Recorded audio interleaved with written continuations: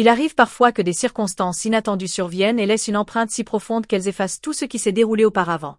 Ce jour-là, la scène s'est déroulée ainsi. Steve, le fils d'Eddie, mon mari de son premier mariage, a fait irruption dans ma chambre de façon inattendue. Jusqu'à présent, tout avait suivi son cours habituel.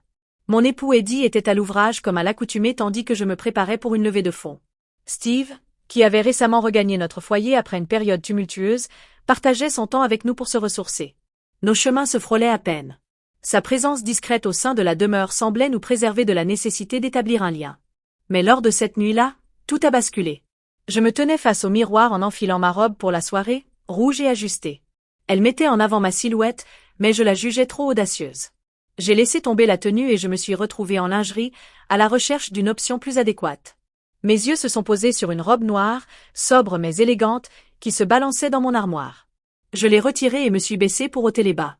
Le tissu glissait avec délicatesse le long de mes jambes, dévoilant ma peau. À cet instant précis, la porte s'ouvrit. « Hélène, es-tu présente ?»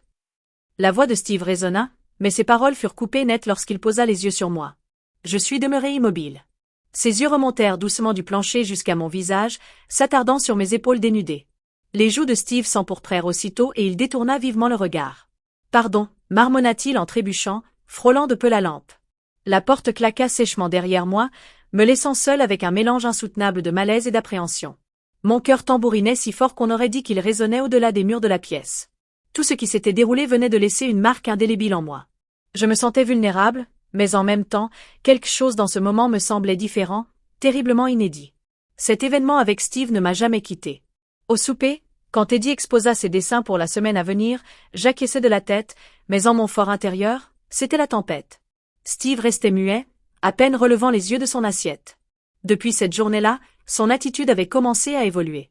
Plutôt que de rester distant comme à son habitude, il se retrouvait tout à coup dans la cuisine pendant que je cuisinais, ou bien assis dans le salon, me fixant en silence. Son regard portait une profondeur à la fois effrayante et envoûtante. Une nuit, pendant qu'Eddie était au turbin, Steve a débarqué dans le salon où je me plongeais dans un bouquin. Sa voix résonnait d'une tonalité grave, presque empreinte d'hésitation. « Hélène, pourrais-je te poser une question ?»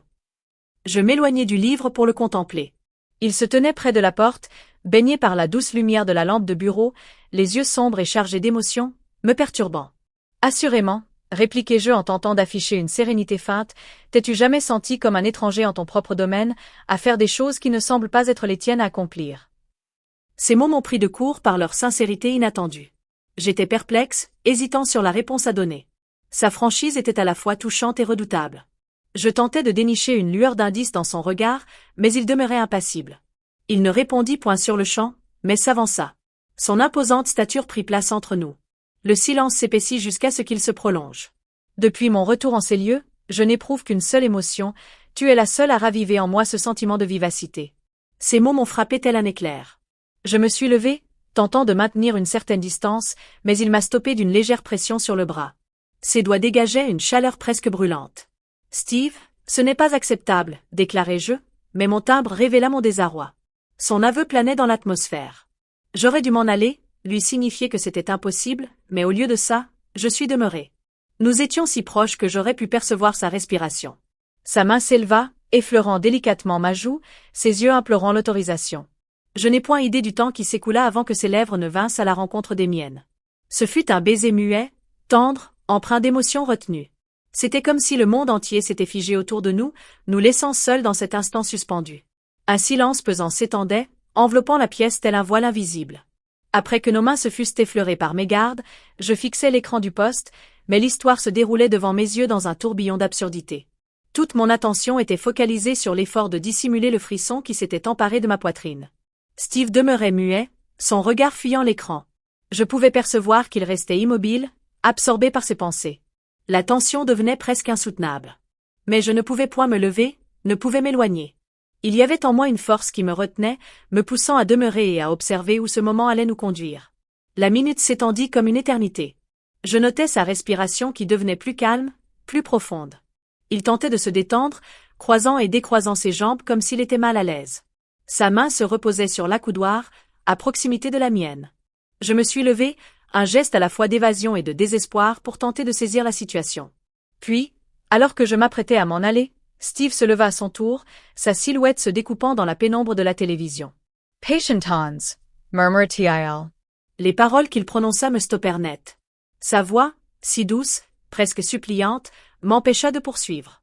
Je me débattais pour me retourner, mais dès que nos regards se sont rencontrés, j'ai saisi que je ne pouvais plus lutter contre cette tension. Elle avait conquis nos deux âmes. Il s'avança, son visage si près que je pouvais ressentir la chaleur de son souffle. L'atmosphère devint étouffante à l'extrême, comme si les murs se rapprochaient, nous laissant seuls au monde. J'ai bien pris le temps de réfléchir à la manière de formuler ceci, articula-t-il avec lenteur, semblant batailler avec chaque mot. Mais j'ai l'intime conviction que nous sommes tous les deux conscients de la situation. Je voulais m'opposer, mais les mots demeuraient prisonniers dans ma gorge. Ses prunelles scrutaient mon faciès, chaque halètement dévoilant ma perplexité. À cet instant précis, je prenais conscience que je ne pouvais détourner les yeux, comme si une force invisible m'attirait. Soudain, il s'inclina si près que mes cheveux effleurèrent son menton. Je ne pouvais plus lutter, ni contre mes sentiments, ni contre cet instant. Quand ses lèvres effleurèrent les miennes, tout sembla s'immobiliser. Le baiser se révéla à la fois timide et insistant, chargé d'émotion. Nous avions tous deux été dissimulés si longtemps que je me suis retiré, sans pour autant parvenir à m'éloigner totalement. L'instant fugace où nos regards se sont croisés, empreint de regret et de passion. Ce n'est pas bien, finis-je par lâcher, mais mes paroles résonnaient de manière peu convaincante, comme si je cherchais à me convaincre moi-même. Il n'a point répliqué, s'est simplement éclipsé, me laissant de la place. Sa quiétude exprimait davantage que tous les discours. Je me suis presque enfui de la pièce en courant, avant de la verrouiller. Mon cœur tambourinait si fort que j'étais certain que toute la maisonnée pouvait en percevoir l'écho.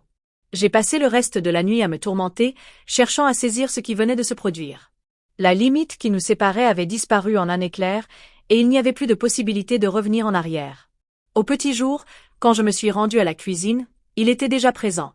Ses efforts évidents pour agir de manière conventionnelle ne faisaient qu'aggraver la situation. Quand nos yeux se sont rencontrés, j'ai compris que ce n'était pas encore terminé. Je l'ai aperçu à la lueur du jour naissant, debout dans la cuisine, tel un spectre de mes propres angoisses. Son visage affichait une pâleur inquiétante, ses traits étaient marqués par la fatigue, et ses doigts tremblaient légèrement en tenant son téléphone. Je me suis retrouvé figé malgré moi sur le pas de la porte, ressentant le poids du silence de la pièce peser sur ma poitrine. Quelque chose s'était métamorphosé. Nous étions conscients tous les deux, mais aucun de nous n'osait articuler les mots qui auraient rompu l'équilibre précaire entre nous. Il se tourna vers moi, son regard figé un instant, comme s'il pesait le pour et le contre avant de se livrer. Je percevais une pesanteur dans l'atmosphère, une indicible présence. Lorsqu'il a enfin pris la parole, sa voix était rauque, éraillée. Je me dois de m'éclipser sous peu. Les mots résonnaient en moi avec une étrange vacuité, tel un coup porté au sol sous mes pieds. Un frisson a glissé le long de mon dos, mais je suis demeurée sereine, tentant de dissimuler les émotions prêtes à jaillir. Pourquoi donc, demandai-je, conscient que sa réponse bouleverserait tout. Expliquer ça, c'est pas simple, a-t-il répondu en se détournant, les mains posées sur le plan de travail de la cuisine. Accorde-moi ta confiance, c'est pour ton bien. Pour qui est-ce mieux? La question portait sur ma langue, mais je n'ai pu l'énoncer. Soudain, la respiration devenait laborieuse. Le silence assourdissant qui s'installait entre nous devenait un abîme invisible. J'ai crispé mes poings pour refréner l'envie de me précipiter vers lui et de l'obliger à me donner des explications. Plutôt que cela, je me suis retournée et quitté la pièce, sentant les larmes me piquer les yeux. Plus tard, au cours de la journée, je l'ai découvert dans le jardin. Il se tenait là, les bras enlacés autour d'un des poteaux en bois de la pergola, donnant l'impression que cet endroit de la demeure était son unique havre. Je savais qu'il me fallait être franc, même si une voix intérieure criait de laisser les choses en l'état. Pourtant, je ne pouvais demeurer silencieux. « Tu t'en vas vraiment » interrogeai-je en m'immobilisant à quelques enjambées de sa personne. Il se tourna lentement, ses yeux croisant les miens, et je perçus une souffrance authentique et profonde. En effet, répondit-il enfin, je ne saurais demeurer en ces lieux plus longtemps. Est-ce de ma faute? Ma voix s'est révélée plus faible que je ne l'avais anticipé. Sa quiétude exprimait davantage que tous les discours. Steve s'avança timidement vers moi, sa main tendue puis retombant soudainement, comme s'il avait subitement changé d'avis. Une douleur lancinante s'est mise à poindre dans ma poitrine. Pourquoi ne pouvait-il point simplement me conter la vérité de la situation? C'est bien trop complexe, a-t-il renchéri. Je n'ai nulle intention de te blesser. Cette nuit-là, d'une obscurité profonde, se distinguait particulièrement. La lune se dissimulait derrière des nuées épaisses, et une étrange mélancolie imprégnait l'ensemble de la demeure. Je ne parvenais point à trouver le sommeil. Les pensées de son départ hantaient mon esprit. Je ressentais comme une perte de moi-même à chacun de ses pas, une sensation insoutenable. Quand j'ai ouï les marches craquer, j'ai reconnu sa présence. Je suis sortie de ma chambre et les ai trouvés dans le salon. Ils se tenaient debout près de la fenêtre, scrutant le vide de la nuit, en quête de réponse.